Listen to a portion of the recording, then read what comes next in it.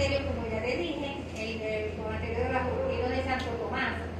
Ingresa a la Universidad de Viena. Allí en la Universidad de Viena necesitan formular o realizar proyectos de investigación que le eran exigidos para poder dar clases a los estudiantes de la universidad. Después que él hace esos estudios y hace su proyecto, regresa al monasterio e inicia sus experimentos de la siembra de estos guisantes. Presenta sus resultados ante la Sociedad de Ciencias Naturales de Brunel. Fallece en 1884. Fíjese, 1865. Él presenta sus resultados en una revista famosa y van a ver más adelante cuando vuelven a desempolvar esos trabajos que hizo Michel Monge. La genética moderna tiene sus principios en la contribución que hizo este monje en esa época. Propuso, en 1865, las leyes de la herencia que forman actualmente la base de la genética mendeliana. Lleva su nombre, Mendel, las leyes de Mendel. E incluso las enfermedades autosómicas y dominantes, que son ligadas a los cromosomas normales, no a los cromosomas sexuales, se denominan enfermedades genéticas, enfermedades mendelianas. Estas son las características que utilizó el monje. El de las plantas de guisante utilizó el color de las flores, el color de los guisantes, la textura de los guisantes lisa y rugosa, el color de la vaina de los guisantes, la textura de esa vaina, la forma como estaban ubicadas las flores, si eran terminales, si eran a mitad de la ramita, si eran la parte de las hojas, las flores, si eran terminales o eran a mitad de la rama. Todas estas características son 7 características que utilizó el monje Gregory Mendel. Nosotros vamos a utilizar para los estudios o para las clases solamente estas 2 características: el color y la textura de estas plantas o de estos guisantes. Las demás características vienen siendo iguales, los resultados. Entonces, para no enredarlo con tantas características, vamos a utilizar solamente el color y la textura de los guisantes utilizados por Gregory Mendel. Él tiene 3 leyes, o propuso 3 leyes. La primera y la segunda se compenetran y en realidad forman una, porque el resultado, lo que él quiere decir o dar a entender con estas 2 leyes, es lo mismo. Entonces, para fines o efectos de educación de nosotros son 3 leyes de Mendel, pero en realidad son 2, porque la primera y la segunda se funden y forman una sola. Pero vuelvo y repito, en el examen de preguntas son 3 leyes de Mendel. ¿Quedó claro? La primera ley de Mendel: los rasgos o características son transmitidos de padre a hijo a través de elementos particulares, actualmente conocidos como genes o factores genéticos. En la época de Mendel no se hablaba de genética, de genes, de cromosomas. Él lo habló o lo determinó como elementos particulares. Él decía que dentro del organismo tenía que haber algo que contenía esas características y que posteriormente se dividían y volvían, desaparecían en la primera generación y ya en la tercera generación volvían o podían volver a aparecer. Entonces, fíjense, estos términos, alelos, son diferentes formas de presentación de un gen y se designan por letra mayúscula, que es la dominante, y letra minúscula, que se denomina recesivo. Eso no lo dijo Mendel.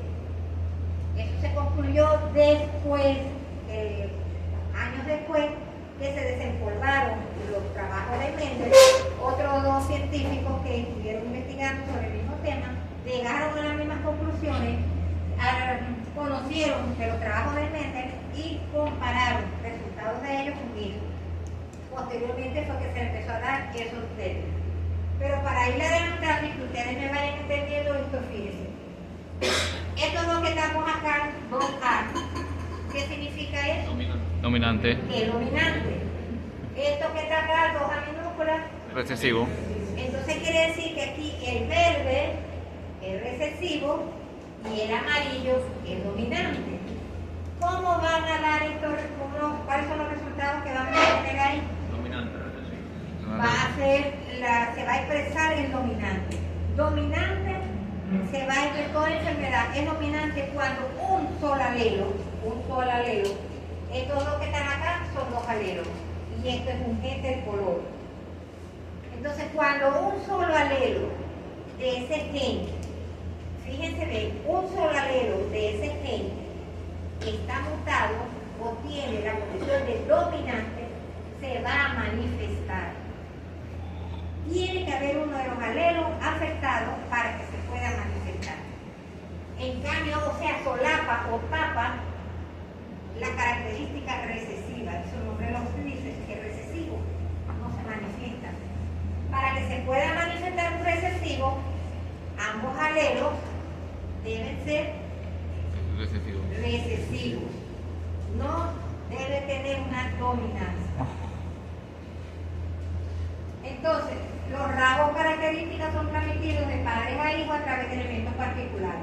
Ese elemento particular va a tener estos elementos que están aquí, que él los llamó, Mendel los llamó elementos particulares, y que posteriormente, cuando él, déjame ir para atrás, Mendel lo que hizo, los fundamentos de su trabajo fue que él agarró esos guisantes y los empezó a sembrar.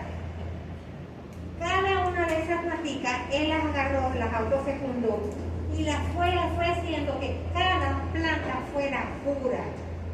Esto es una planta pura y esto es una planta pura, porque los alelos que tienen son dos dominantes y el otro tiene dos recesivos. ¿Me siguen?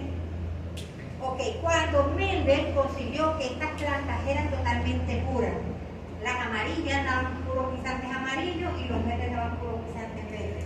Él agarró una matica de guisantes verdes y la unió, la fecundó con la de guisante amarillo. ¿Cuál fue su sorpresa? Que él consiguió que todas las maticas que tuvieron posteriormente guisantes, todos los guisantes fueron amarillos. Y entonces ahí fue donde se preguntó qué se hizo con el color verde. No pudo haber desaparecido. Y de ahí es donde viene la primera ley de Mendel. Esos elementos particulares se guardaron en un sitio y allí están. En algún momento deben aparecer. No pudieron haber desaparecido de la composición química o biológica de esas plantas. Pero él consiguió esto. Toda la descendencia de estas dos plantas fueron de guisantes amarillos. Esto es la cuadrícula de Prudente. Esto les va a ayudar a ustedes cuando lleguen un paciente con una enfermedad que ustedes juzgan que es recesiva o dominante. Esto los puede ayudar a ustedes bastante. Esta que está aquí dijimos que eran guisantes amarillos. Y estos son guisantes de color verde. Que esto es una filial o una familia pura, porque ambos alelos de este gen es recesivo, los dos son iguales. En este caso también es puro porque ambos alelos, esos son términos que son los que quiero, fíjense que se los estoy diciendo desde un principio, porque son los que quiero que ustedes fijen, porque eso es lo que les va a dar a ustedes más adelante cómo decir si una enfermedad es dominante, recesiva o es ligada a él. Entonces, esto es un individuo puro porque ambos alelos del gen para este color son dominantes, es amarillo. Entonces, la cuadrícula de Prudente lo que se hace es esto.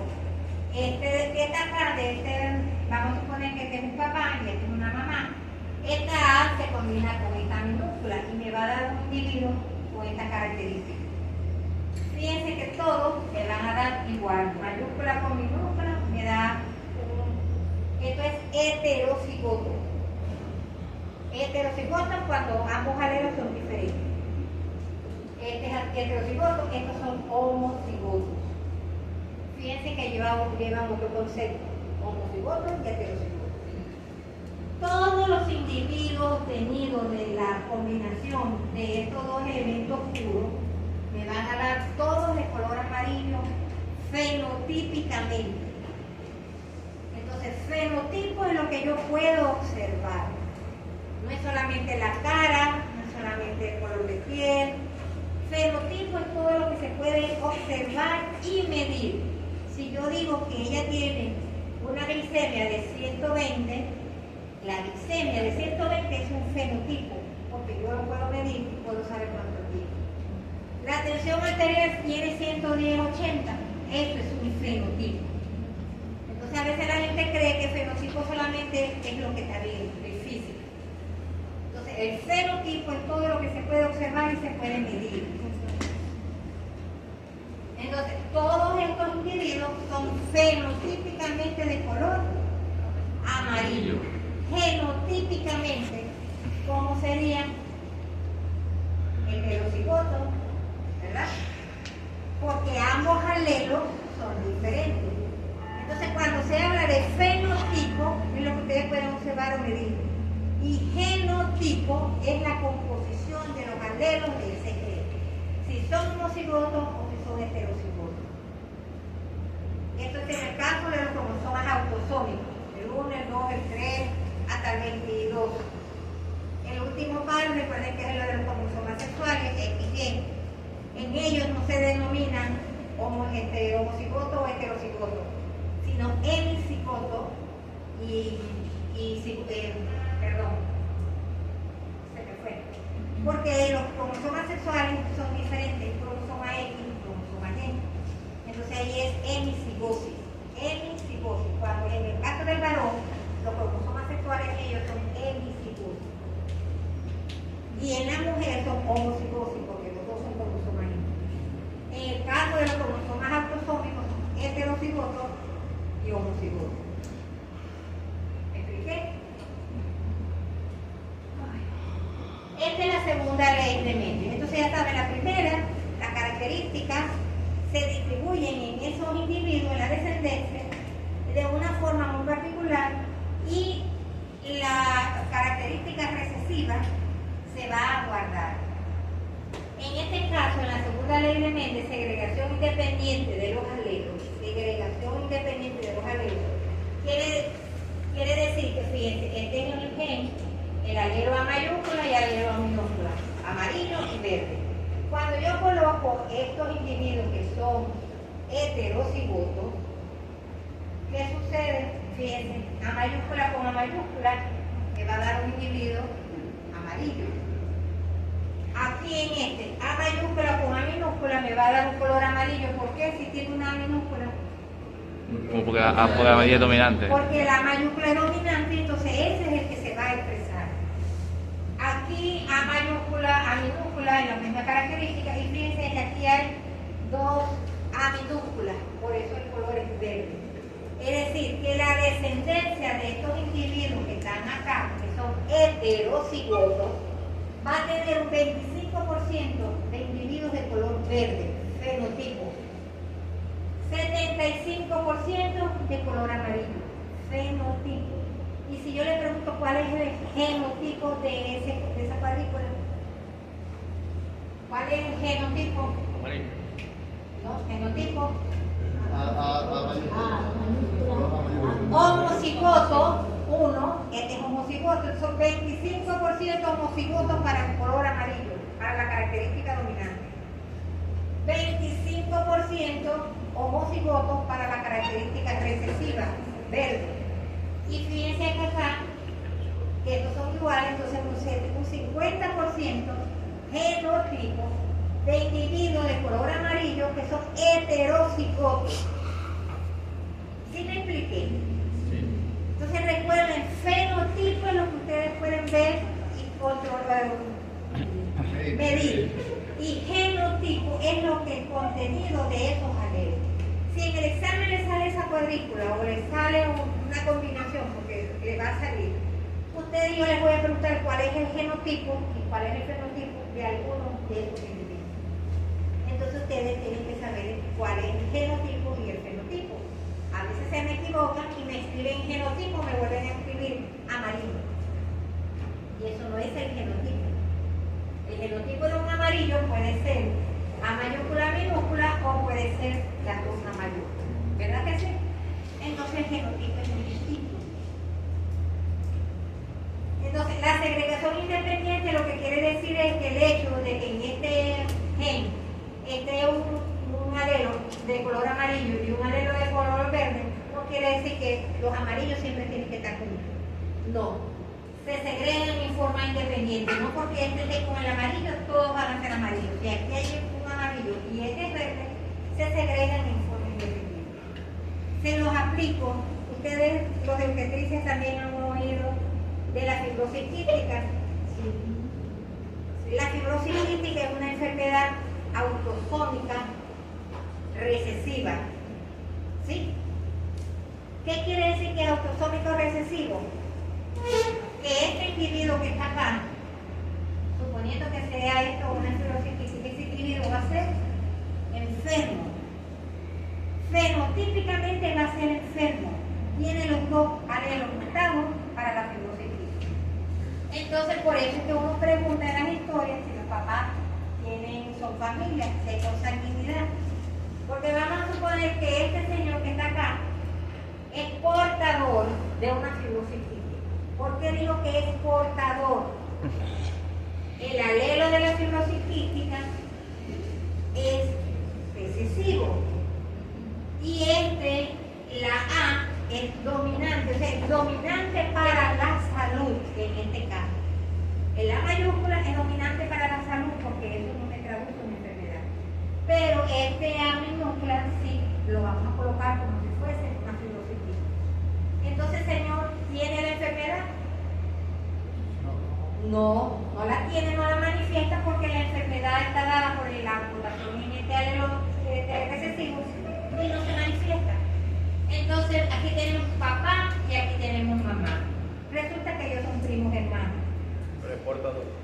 Entonces, los dos son portadores. Hay antecedentes en esa familia de que ha habido otros casos de fibrosis quística que tienen cierta tendencia a emparentarse entre familias.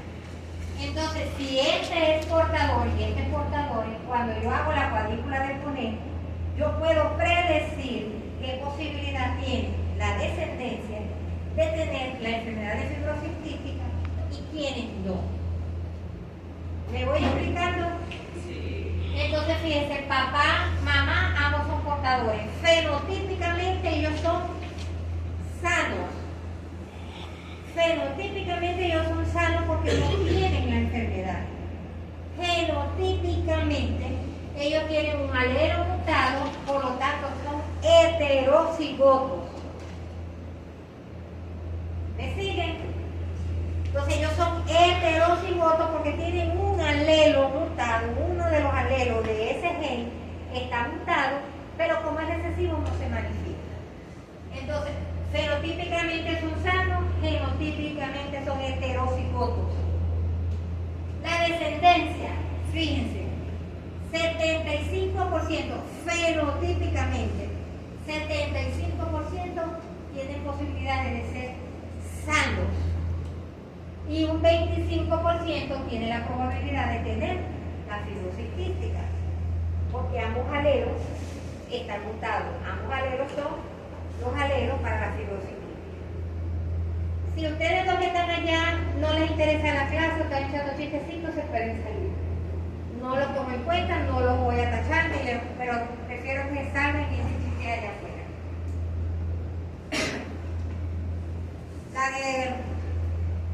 La de Cintillito y el otro que está mirando como que no soy yo. Ok, ¿me expliqué en este ejemplo?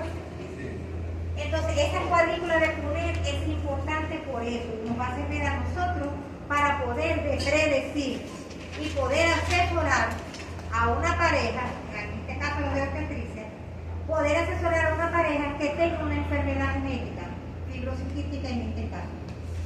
Vamos a suponer que sea dominante la enfermedad.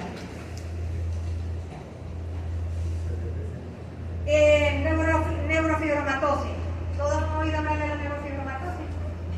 Mancha café con leche, la piel, nódulos, ¿sí?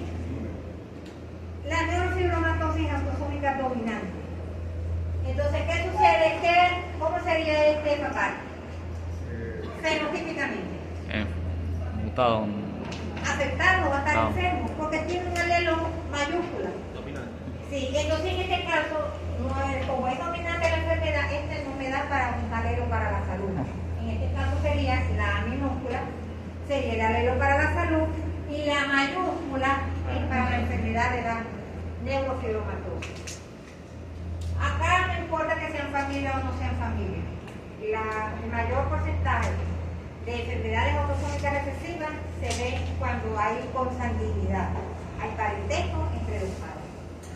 Entonces, si él tuviese neurofibromatosis, fenotípicamente va a presentar la enfermedad, porque está en un alelo mutado y ya empieza la enfermedad. ¿Cómo sería fenotípicamente la descendencia? 75% enfermos. 75% van a ser enfermos y este va a ser Sano. Genotípicamente, ¿cómo van a ser? 50% Heterocigoto, y aquí serían 25% homocigotos para el gen de la neurofibromatosis y 25% homocigotos para el alelo normal. ¿Me expliqué? Ok. Entonces la segunda ley dice que son independientes de la segregación, es decir, que cada alelo, independientemente si es amarillo, amarillo o amarillo verde, ellos se segregan o se separan en forma independiente. Esto que está acá, esto aquí, estos alelos que están allí, cada uno está, ¿ustedes se acuerdan de los cromosomas? Que son como una X. A veces en los cariotipos se ven dos palitos cuando no están unidos en el centro. En cada uno de estos cromosomas, supongamos que este es el cromosoma 1, cada uno de estas cromátidas hermanas va a haber un alelo aquí y el otro alelo aquí. Y cada uno tiene su ubicación específica. Ya más adelante se la voy a ver. La tercera ley, ley de transmisión independiente de los alelos. Cada par de alelos diferentes se transmite de manera independiente entre sí. Estos son segregación independiente de los alelos que son iguales. Aquí estamos hablando solamente de color. Acá estamos hablando de color y textura. Fíjense que está acá. El hecho de que este sea liso, amarillo, no quiere decir que no pueda tener descendencia lisa o rugosa. Porque el hecho de que sea amarilla, déjenme decir que puedo explicar de esta forma. El amarillo no tiene que ser todo liso. La textura es otra característica. El color es otra característica.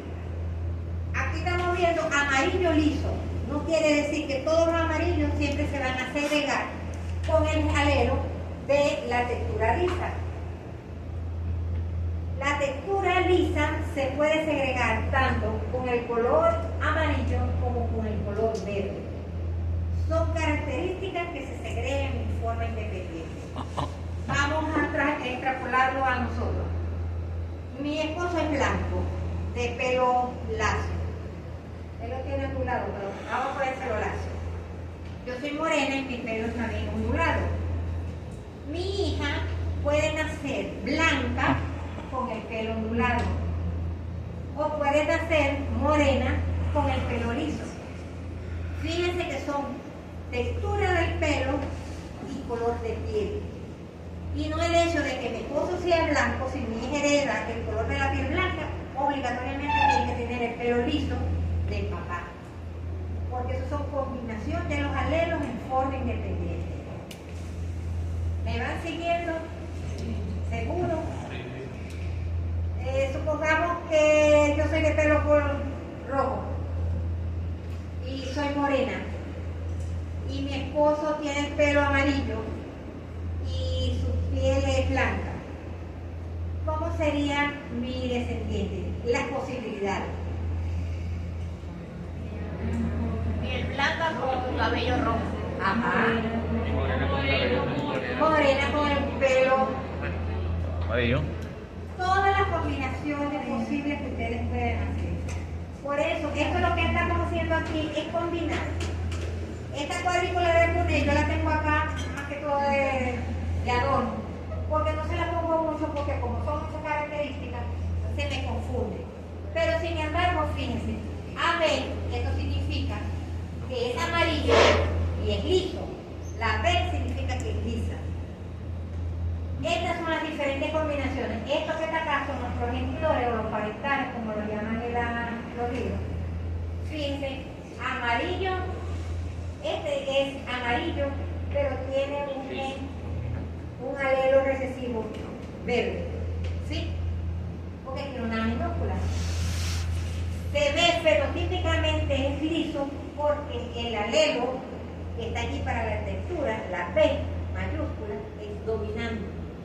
Pero recesivo tiene estos dos alelitos, el color verde y tiene de textura rugosa. Entonces, esto que está acá, estos son iguales, lo ponemos acá y fíjense todas las combinaciones que me puede dar. Amarillo, amarillo, amarillo, amarillo liso, este es amarillo rugoso, verde liso, verde rugoso.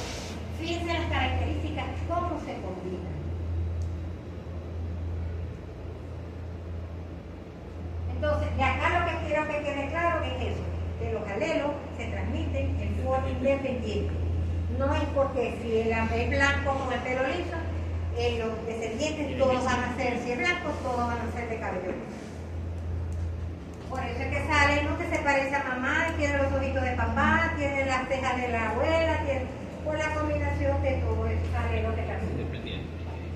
Cuando yo les hablo de cultura general, lo que quiero decirle en esos casos es que yo se lo doy acá porque es de interés, pero no lo pregunten en el examen.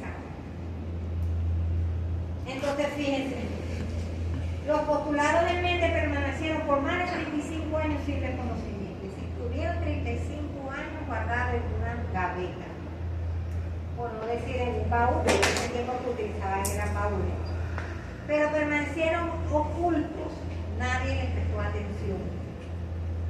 Estas personas que están acá, como de Brin, Eric Bohm y Carr, ellos redescubrieron las leyes de Méndez. Ellos volvieron a hacer casi todos los experimentos que hizo Méndez en forma independiente. No es que se llamaban no. En forma independiente ellos trabajaron y consiguieron los mismos resultados que obtuvo Méndez. Y fíjense, 35 años posterior. Johansen 1909 y Méndez fue en 1800. Fíjense la diferencia. Méndez nunca utilizó el término de gen, alelo, cromosoma, mucho menos. En 1909 fue cuando se comenzó a utilizar el término de gen para designar la unidad básica de la herencia. William Patterson en el 1905 fue cuando acuñó los términos de genética, homocigotos y heterocigotos. Y fíjense que yo le estoy hablando de Méndez, le estoy hablando de homocigotos y heterocigotos. Todo eso lo descubrió Méndez. Pasa que le colocó nombres distintos. Posteriormente fue que se dieron nombres un poco más apropiados a los descubrimientos que él realizó. Se describen los modos de herencia de varias enfermedades genéticas como anemia de células falciformes, enfermedades de Huntington, fenilcetonuria y fibrosis quística. Todo eso fue tomando como base los experimentos que hizo Gregory Mendel. Entonces fíjense que parecía una tontería, las arvejitas, las siembras, y fíjense hasta dónde llegó la visión de ese hombre. Esto que están acá, ustedes siempre han oído Watson y Crick. ¿Se acuerdan que suena? Bachillerato, doble hélice del ADN. ¿Ya se acordaron? Resulta que estos dos tipos, Watson y Crick, ellos dijeron que ellos habían sido los descubridores de la forma del ADN, la de doble hélice. Y resulta que no fueron esos señores, sino que fue esta científica, Rosalind Franklin, quien descubrió, porque ella trabajaba con rayos X, y ella fue la que tomó esta fotografía, que fue la que hizo que ganaran el premio Nobel, Watson y Crick.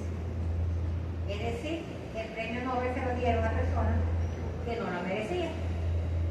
Ella fue la que en verdad hizo la fotografía y ella fue la que descubrió la forma de doble hélice que tiene el ADN. Tarde, pero se le reconoció. O'Halloran demuestra que los genes están formados por ácido desoxirribonucleico. Rosalinda Franklin fue la que descubre la estructura molecular del ADN. Y estos dos son los señores mafiosos, como les digo yo ahora, que se tomaron el honor y la atribución de decir que ellos fueron los que descubrieron la molécula de ADN. Esto que está aquí, Theophilus Fraenkel, demuestra la presencia del cromosoma Y. Dijo y Lehmann fue el primero en realizar un cariotipo. El cariotipo se realizó en un individuo que tenía fenotipo de síndrome de Down. Allí fue cuando se descubrieron, el ejemplo demostró que el síndrome de Down se debía a la presencia de un cromosoma 21 de más. Esto que está acá es como se observan los cromosomas a nivel del microscopio. Una vez que se ha procesado la muestra de sangre, se pone el cultivo y se detiene en las células en metafase para que se puedan observar los cromosomas en estas formas. Esto que están acá son cromosomas, esto es lo que son cromátidas hermanas. Si ustedes lo dividen longitudinalmente, son cromátidas hermanas, son parecidas. Ahora, genoma. ¿Qué creen ustedes o quién me dicen que es un genoma? Para que no se lo sigan copiando.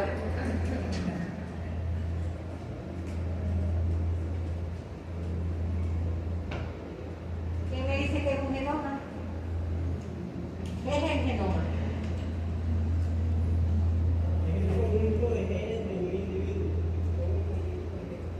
Sí, a grandes rasgos es eso. Genoma. Toda la información que está contenida en los genes en un ser humano. En el caso del genoma humano, recuerden que las plantas también tienen su ADN, los animales tienen su ADN. El genoma que se parece más al del ser humano es el chimpancé. No es de cualquier mono tampoco. A veces la gente cree, no, y los monos no. El chimpancé específicamente es el que tiene el genoma muy parecido al del ser humano. Entonces, el genoma y patrimonio genético de todo organismo es un conjunto total de material hereditario presente en una célula, secuenciación, organización, estructura y ubicación de todos los genes del genoma humano. ¿Ustedes se acuerdan de la célula? Siempre que ustedes ven una figura, una silueta de una célula, ven como si fuese un huevito, algo medio redondo, y en el centro ven algo oscuro que le ponen el nombre del núcleo. Eso que está allí en el centro, que nosotros normalmente en bachillerato, no, ese es el núcleo. El núcleo no es más que hebras de cromatina. ¿Qué son hebras de cromatina? El ADN. Cada cromosoma, cuando la célula está en estado de descanso, de hibernación, como le digo yo, esos cromosomas están disueltos, están colocados en hebras. A medida que la célula comienza el ciclo de división celular, esa hebra de cromatina o esa hebra de ADN se va compactando y compactando de tal manera o de tal forma que me va a dar origen a los cromosomas. Entonces, si yo le estoy diciendo esto, hay 23 pares de cromosomas, 46 en total. ¿Cuántas hebras de cromatina creen ustedes que hay en el núcleo?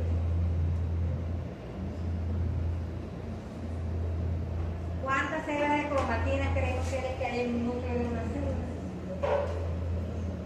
46.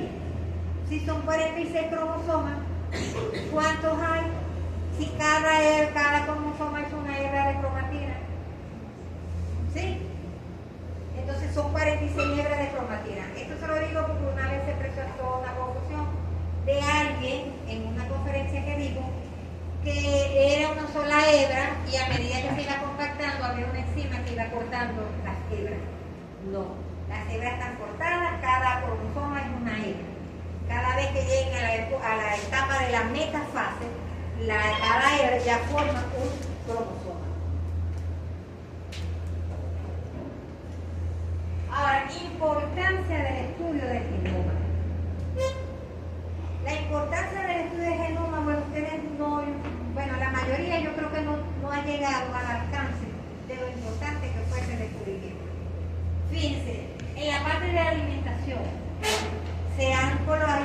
manipulado desde el punto de vista genético, bueno, hasta ahorita no sabemos las repercusiones que puede traer a posteriori.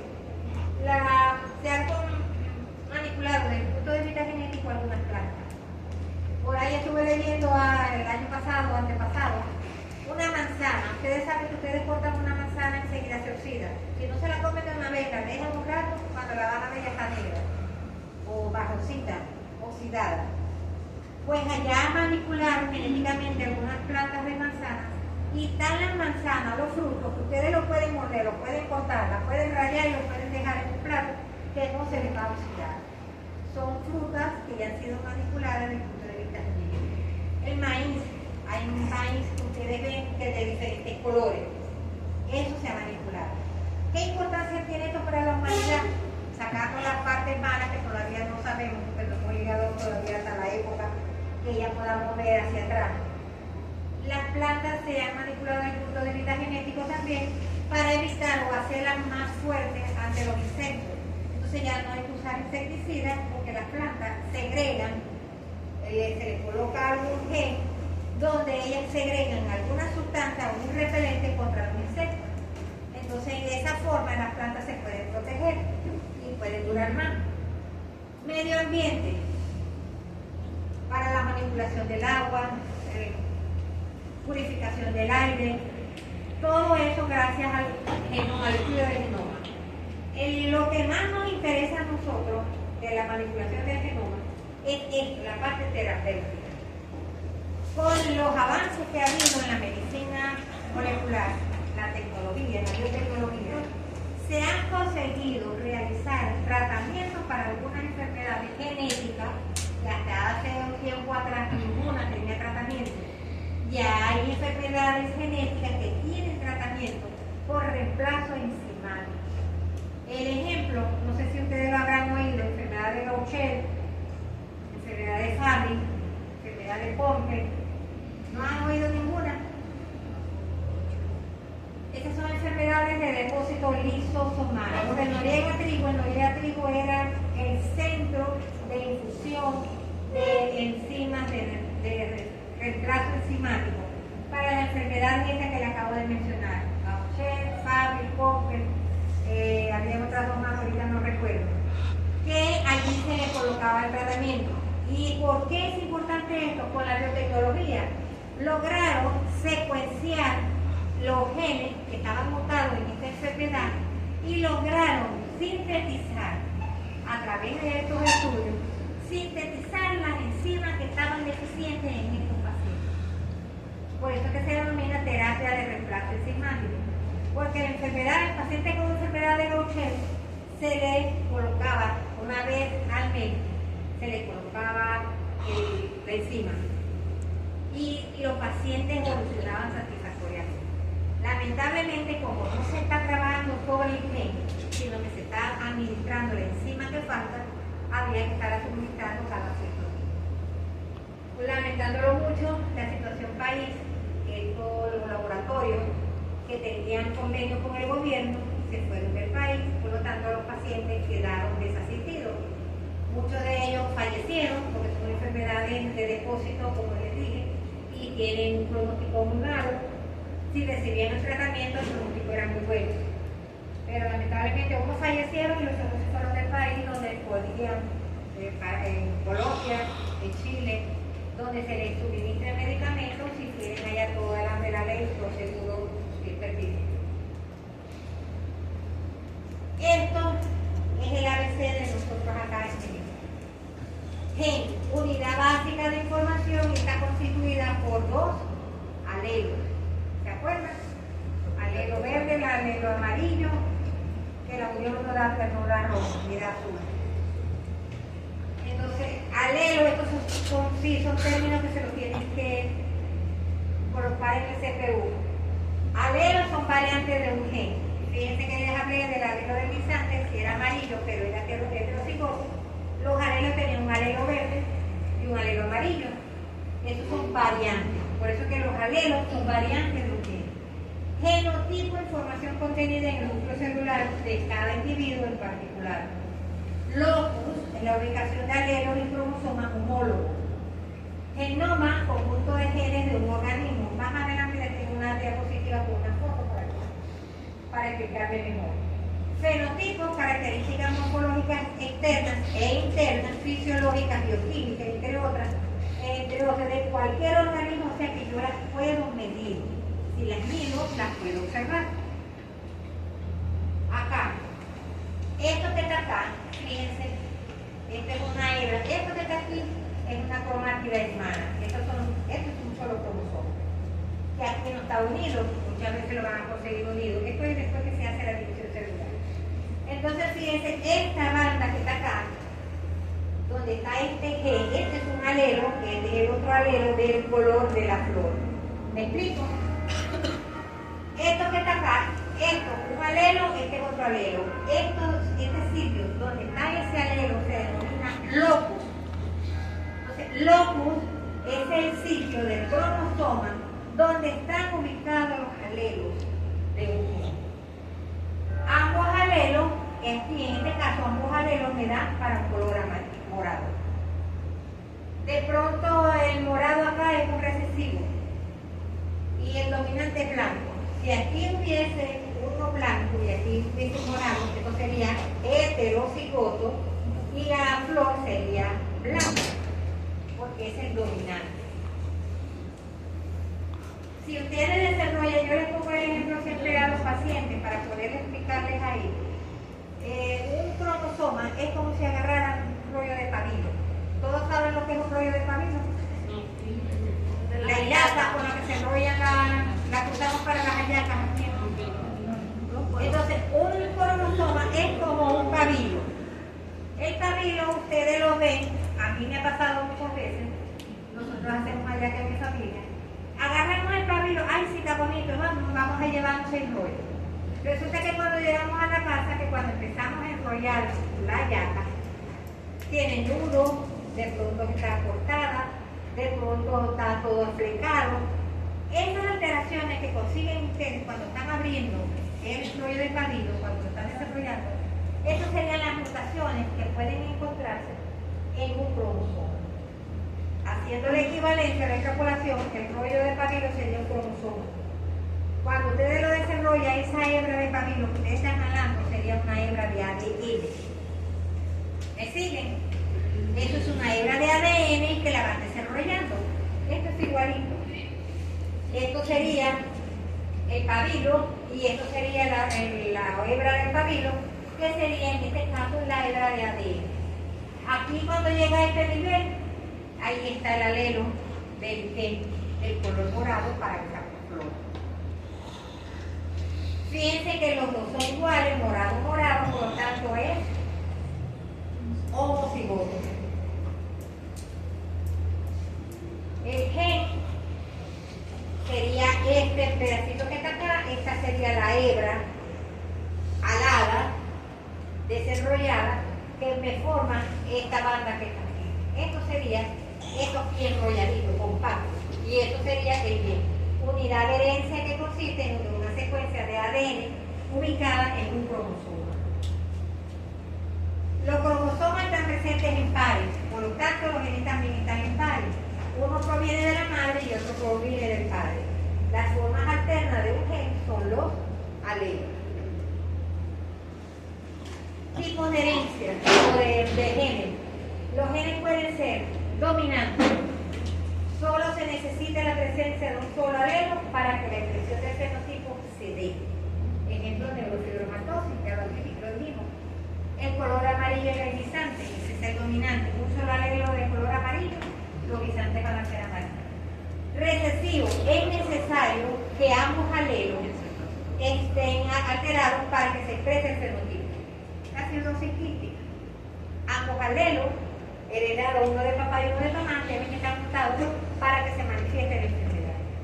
El color verde de los guisantes, para que ustedes vean la semejanza entre lo de Mendel y lo de la parte de médica.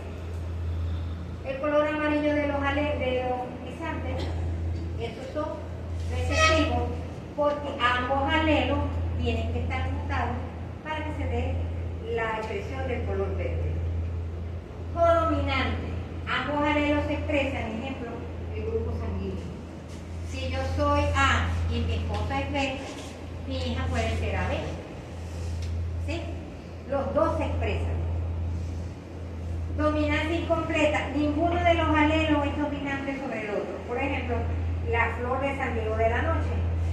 Una flor, un alelo puede ser rojo, el otro puede ser blanco, pero resulta que no son los descendientes, ni es roja ni blanca, siendo una combinación, porque ambos alelos se manifiestan. Entonces la flor es rosada. Y aquí yo siempre les digo que menos mal que el experimento de Mendel, que no se antojó de la flor de San Diego de la Noche, porque no hubiese logrado los resultados que él quería o que él pensaba que iba a obtener. Si se consigue o hace el experimento con esta planta, no hubiese habido ninguna ley de envidia. Estos son conceptos que salen mucho en el examen. Tipo de enfermedades genéticas.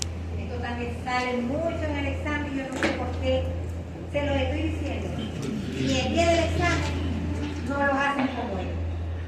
Tipo de herencias genéticas son cromosómicas, monogénicas, multifactoriales y mitocondriales. Ya se lo digo. Cromosómicas. Allí su nombre lo está diciendo. Hay alteraciones a nivel del número o estructura de los cromosomas.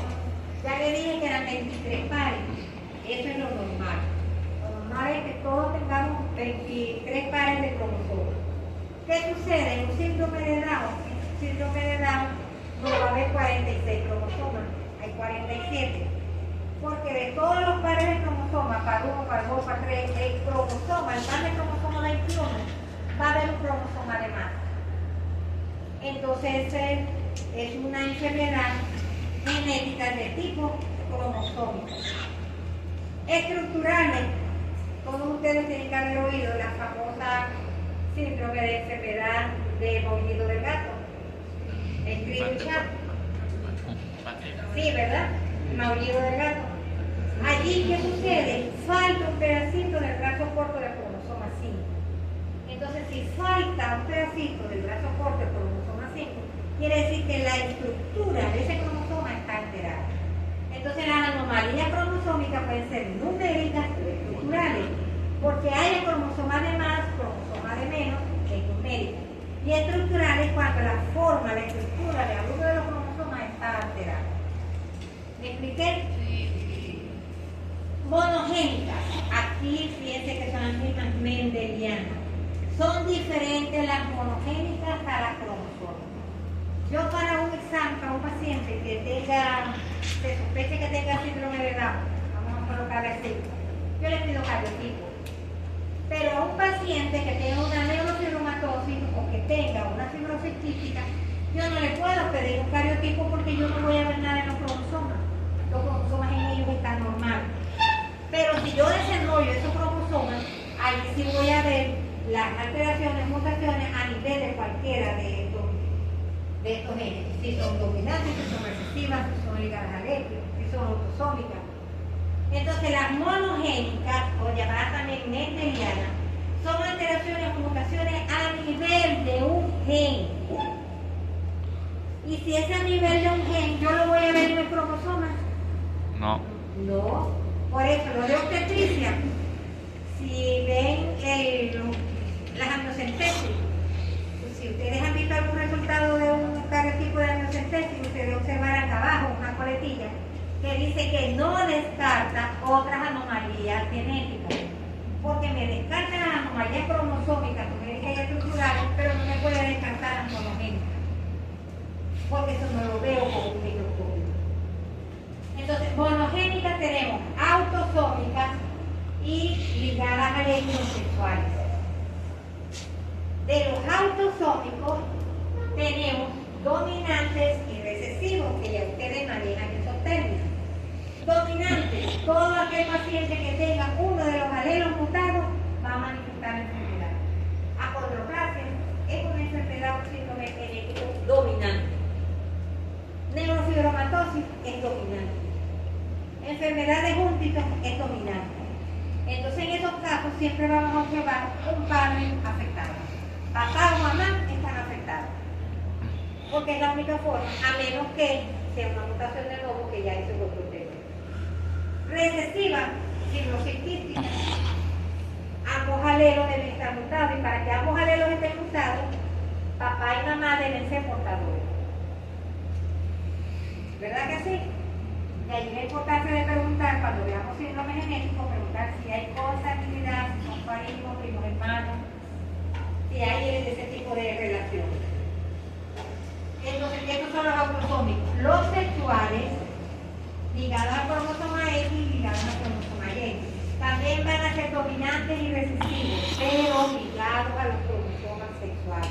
X o Y. Ligado al cromosoma X tenemos dominante X frágil, síndrome de Rett. X frágil, generalmente estos pacientes no estaban en enfermedades, generalmente se ven en pacientes masculinos, porque solamente tienen un X. En la mujer, si son dominantes, también se va a ver, porque la mujer tiene un solo X. Tiene dos X, perdón. Pero como es dominante, me cubre al recesivo y van a manifestar la enfermedad.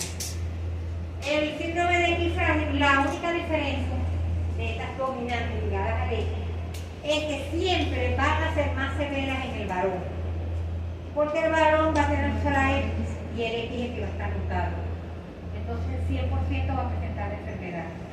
En las mujeres, como nosotros tenemos dos cromosomas X, uno puede estar mutado, pero más adelante vamos a ver nosotros lo que es la ley de Lyon o ley de inactivación al azar del cromosoma X. Resulta que nosotros, los dos X, nosotros somos mujeres y somos nosotras. Las dos X no pueden estar juntas porque compiten una con la otra. Entonces, ¿qué sucede? Uno de los cromosomas X se inactiva y queda uno solo. Entonces, si se inactiva, como le dije, es inactivación al azar. No es que si este está mutado, este es el que se va a inactivar, no. Entonces, las mujeres, las manifestaciones clínicas de las enfermedades dominantes ligadas al X es variable y menos severa que en el varón. Porque a mayor cantidad de cromosomas X mutados que se me inactive, el fenotipo, las características fenotípicas del paciente o las características clínicas van a ser más leves. ¿Verdad que sí? Ahora, si es mayor cantidad de cromosomas X normales lo que se inactiva, la clínica de esa paciente va a ser un poquito más afectada, pero siempre menos que en el caso de los varones. ¿Me sigue? Sí. Entonces, recesiva, anemia falciforme, todos habrán oído de la anemia falciforme. Acá en Asturias tenemos la isla de Toa, es un foco de anemia, casi todos allí, o tienen la enfermedad o son portadores. Y la otra recesiva que es de importancia es la distrofia muscular de Duchenne. La distrofia muscular de Duchenne son de macronótico, que en realidad la enfermedad se le dice Duchenne Beck, pero eso se usa antes de que se le haga el estudio de mutación o molecular para saber si es de Duchenne o Beck, que la Duchenne es más severa que la Beck es más suave. Pero la de Duchenne, como está aquí, el pronóstico es reservado, generalmente fallece más de los 12, 13 años de edad, ya no llegan a los 20. Ligada a la cromosoma Y, conocida también como enfermedad colándrica. Hasta ahorita, ustedes ven que aquí no hay nada, porque el cromosoma Y hasta ahorita no hay mutaciones en los genes de ese cromosoma que produzca afectación en la calidad de vida del paciente. Hay una muy famosa que es el vello, la hipertricosis que presenta en algunos hombres a nivel del pabellón auricular. Eso se debe a la mutación de un gen en el cromosoma Y. Pero ¿en qué le afecta eso? Que ahora con la tecnología la mayoría se lo retiran. Entonces ahí no hay problema. Por eso en la que se tienen desde el punto de vista clínico, médico, lo que tienen importancia son las mutaciones a nivel del cromosoma Y, que sí hay afectación bastante severa a nivel de la calidad de vida del paciente. El otro grupo, vamos a... Entonces ya saben, cromosómicas, monogénicas, multifactoriales y las mitocondriales. Multifactoriales, el nombre lo está diciendo. Son factores ambientales y involucrados, combinados. Labio paladar hendido, defecto respirativo neural, son enfermedades que tienen que ver mucho con factores multifactoriales. Paladar hendido, labio paladar hendido, tenemos antecedentes en la familia o ambientales, por ejemplo, anemia, mala nutrición, elevación de la temperatura, ingestión de algunos medicamentos. Me pueden dar en una familia un bebé con labio paladar hendido o labio hendido. Siempre hay un componente multifactorial ambiental y genético. Claro, hay muchos pacientes o muchos síndromes que cursan con labio paladar hendido, y ahí no podemos decir que es factorial. Un porcentaje de los labios paladar hendidos es por causa multifactorial y el otro es como acompañante de algún síndrome genético. En el caso de mitocondriales, eso se conoce también como herencia materna. ¿Por qué? Porque los genes localizados en el ADN mitocondrial están en la mujer, en el óvulo, se encuentran en el citoplasma. El varón, ¿por qué no transmite la enfermedad mitocondrial?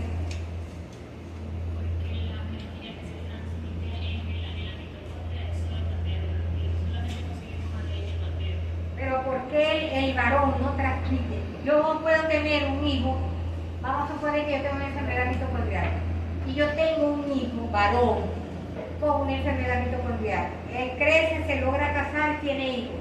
Ninguno de sus hijos va a tener enfermedad mitocondrial. ¿Por qué? Cromosoma sexual. No, recuerden que cuando hay la fecundación, una vez que la cabeza del espermatozoide entra al óvulo, la cola se desprende. ¿Y qué hay en la cola? ¿Qué hay en la cabeza? La cabeza es el núcleo. Ahí es donde está el ADN del espermatozoide. Y en la cola están las mitocondrias porque ahí es el citoplasma. Y entonces no entra el material del mitocondria, no entra el material del citoplasma, no entra el óvulo, por lo tanto, las enfermedades mitocondriales, que lo dice herencia materna, son transmitidas exclusivamente por la mujer. El hombre la puede padecer, mas no la transmite.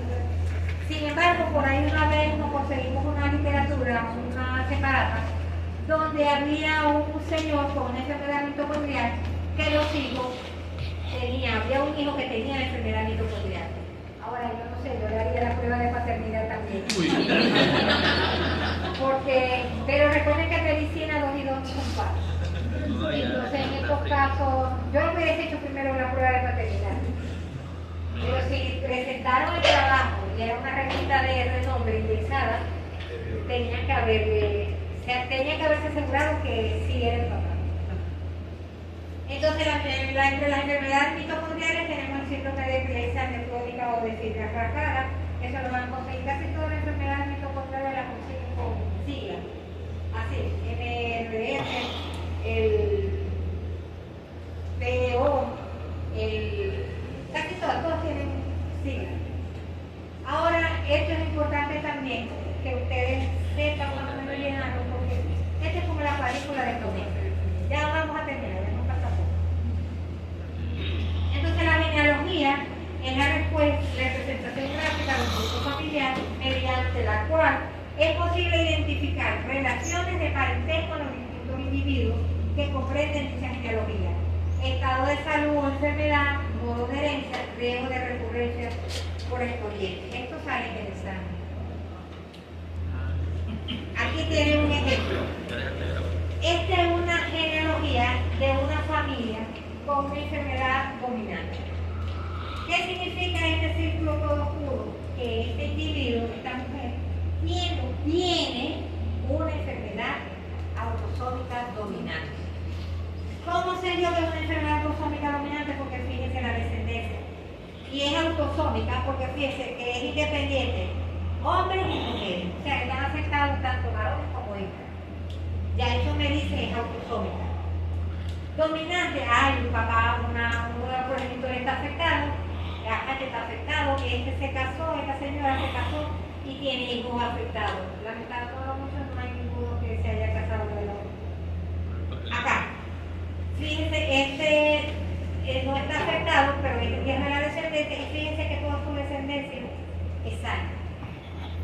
Este está afectado y fíjense, se casó y tiene descendientes afectados. Donde no está afectado, no hay afectación en la descendencia. Entonces eso me dice que es dominante. Y es autosómica porque se ve tanto varones como hembras afectados. Autosómica recesiva. Además, la misma genealogía se lo dice. Si está todo cubierto en el símbolo, es dominante. Acá, autosómico recesivo. Esto quiere decir que hay un alelo mutado y el otro alelo es normal. La misma genealogía se lo dice. Yo en la genealogía no se las hago así, en el examen, porque si yo se las hago así, le estoy dando la respuesta. Entonces prefiero no gastar mi tiempo haciéndole la genealogía porque le estoy dando la respuesta de una vez. Entonces, esto quiere decir que ambos progenitores son portadores de un alelo mutado. Fenotípicamente, ¿cómo son esos progenitores? Fenotípicamente, ¿cómo son? ¿Cómo? Afectado. Sanos. Genotípicamente son heterocigotos, son portadores, pero no puedes decir porque quieren decir heterocigotos. Porque portador es como fenotipo. En cambio, si tú dices heterocigoto, ya nos vamos para la parte de los alelos. Ok, entonces fíjense, nosotros habíamos leído por allá que cuando somos padres portadores tenían 25% de posibilidades de tener un hijo afectado. Y ojo con esto, no es que se salen 4 veces embarazados. Uno es sano, uno es afectado y los otros son portadores. Es cada vez que se embarace, esto Carlos de obstetricia, cada vez que se embarace esa pareja, tiene esa posibilidad. Se embarazó, tuvo un hijo afectado, 25%, lamentablemente era poquito, pero salió afectado, se vuelve a embarazar, tiene la misma posibilidad de 25% de que ese producto vuelva a salir embarazado, afectado. Y a veces he tenido colegas que me los han enviado para asesoramiento genético y le dicen, no, que no se preocupe porque ese hijo va a ser sano porque ya tiene un enfermo. No, recuerden que por evento y cada embarazo es un evento. Entonces, ambos progenitores son afectados. Fíjense, aquí tienen un afectado que es el 25% de ese embarazo. Acá tenía 25% de estar afectado o 50% de ser heterocigoto. Y él aquí cayó en el grupo de ese porcentaje, igual que esta que está acá. Esto que está acá es importante que lo reconozcan, esta doble raya. Esa doble raya, eso me indica que hay consanguinidad. Son familias, de hecho estos son primos hermanos. A veces no se hacen las 2 rayas, pero si ustedes ven que el círculo se cierra, eso me dice a mí que hay consanguinidad. Pero lo legal es que se debe colocar las 2 líneas. ¿Sí? Ya yo veo esta genealogía acá, ya yo sé, es una enfermedad recesiva, autosómica, este está afectado, este es portador, este es portadores, se casaron 2 portadores, son familia además. Tenemos acá consanguinidad y estos padres, aquí las posibilidades de tener, aquí la línea completita, 50% de portadores, 25% sanos y 25% enfermos. Pero por eso es que les hago hincapié, no es que si hay un enfermo, ya no va a haber un enfermo. Es cada vez que se embaraza. Ligada al X, siempre vamos a ver en la genealogía que vamos a ver este puntito. Eso significa que es ligado al cromosoma X. Fíjense que cuando la madre es portadora, en este caso es portadora, recesiva, los varones pueden o no estar afectados. Todo depende de cuál cromosoma X le transmite a la mamá. Este, por ejemplo, tuvo la suerte que le transmitió el cromosoma X sano. A las hembras, lamentablemente, le transmitió el cromosoma X mutado. Por eso es que estas son portadoras. Acá sí se dio el caso, ella es portadora, en el varón, uno tuvo la mala suerte, por ponerle así, de que le heredó el cromosoma X mutado de la mamá, por lo tanto tiene la enfermedad porque el papá le da el cromosoma Y. Yo he tenido parejas donde el señor ha tenido no sé, el sarcasmo de decir que él va a dejar a la mujer porque no le da hijos varones. ¿Quién determina el sexo del producto? El hombre, porque él si le da el X o le da el Y.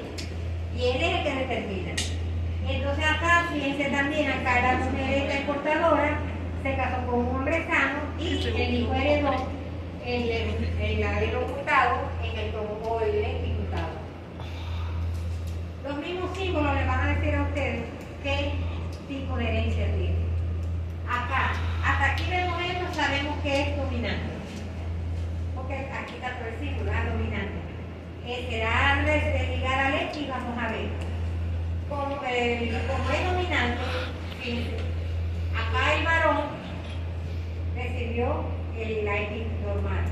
Aquí esta señora, o sea que aquí está involucrado tanto sexo femenino como masculino porque es dominante. Aquí no hay consanguinidad en ninguno, pero vemos que solamente se transmite donde hay un elemento, uno de los progenitores está enfermo. Acá este está enfermo, lo transmitió a su hijo, esta está sana. Este se casó, tuvo hijos afectados, hembras y varones. Acá. Fíjense que aquí es donde hay la diferencia de cuando es dominante ligada a la ley. El señor acá es el afectado, pero las hijas tienen la enfermedad. ¿Por qué? Y los varones no. Le acabamos de decir. Porque el papá enfermo solamente al varón le va a dar la Y, no le da la X. Y si la esposa es sana, los hijos varones, todos los hijos varones van a ser sanos. Sí, ¿verdad? Sí. No está ni hipoglicemia.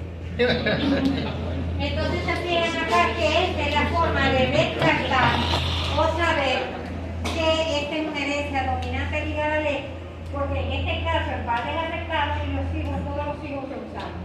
Acá la mujer es la afectada y tiene varones sanos y varones afectados. En todo eso que vimos hay un patrón de transmisión de la enfermedad. En las enfermedades mitocondriales, fíjense también, este está afectado, este no. Vemos que la hija aquí está afectada y tiene hijos afectados. Acá vemos que este varón está afectado, pero toda su descendencia es sana. Eso nos dice a nosotros que es una enfermedad de transmisión mitocondrial. Las multifactoriales, hacer una genealogía de una multifactorial es difícil, porque su nombre lo dice, multifactorial. Entonces, no hay un patrón de herencia definido como lo observamos en la genealogía que acabamos de ver. Existe una predisposición genética a la enfermedad.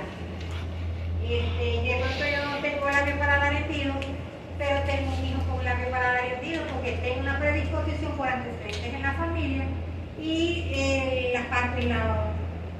los efectos secundarios del ambiente también hacen posible que aparezca esa alteración. Un familiar existe un grado de predisposición. Una familia tendrá mayor riesgo que el afectado es el sexo menos frecuentemente afectado. Por ejemplo, estenosis pilórica. La estenosis pilórica se ve con más frecuencia en el varón. Si hay una pareja con antecedentes de estenosis pilórica, con los de pediatría, resulta que la señora se embarazó, tiene un hijo, una niña con estenosis pilórica, que es la menos afectada. Si esa señora vuelve a salir embarazada y es otra hembra, lo más probable es que también tenga estenosis pilórica, porque el sexo femenino es menos afectado y en ella se está afectando. Quiere decir que la disposición de ella, la predisposición es bastante elevada. Si tiene un hijo varón con estenosis pilórica, posibilidades de que tenga otra descendencia con estenosis pilórica no es tan alta, porque el varón es el que mayormente se afecta con la estenosis pilórica. Pero si es la hembra, que es la que menos se afecta, posibilidades de tener otro hijo con estenosis pilórica se elevan. El riesgo en hermanos depende del sexo del afectado, como esto que le acabo de explicar. Mientras más grave sea el defecto o malformación, mayor riesgo tiene la familia. Si es un labio paladar hendido completo, bilateral, hendidura palatina completa, eso es severo. Entonces, posibilidad de tener otro hijo con labio paladar hendido es alta, porque es una manifestación bastante severa. Ahora, si tiene un hijo con un labio hendido solamente, o con un paladar blando hendido, es leve. Posibilidad de tener otro hijo con labio paladar hendido así, en esa forma, es poca. Mientras menor sea la consanguinidad, el riesgo es menor. Por supuesto, a medida que se aleja de la familia, menor es la posibilidad porque menos predisposición genética tienen esos pacientes. Se va alejando, la predisposición genética también va disminuyendo.